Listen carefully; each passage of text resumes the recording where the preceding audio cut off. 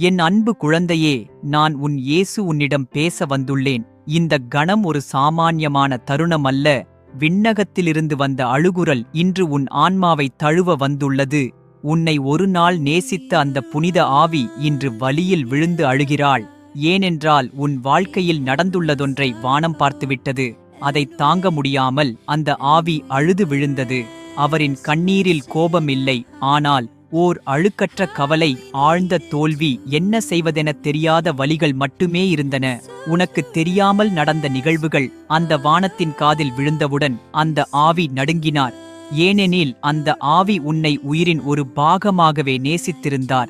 நீ இப்போது அனுபவித்துக் கொண்டிருக்கும் வலிகளை யாரும் அறியவில்லை என நினைத்திருந்தாயோ? இல்லை குழந்தையே, அந்த மறைந்த சுவர்களுக்குப் பின்பும் உன் ஆவி உன்னை பார்த்துக் கொண்டிருக்கிறார். அவர் சபித்துக் கொள்வதற்காக அல்ல, உன்னை காத்திடும்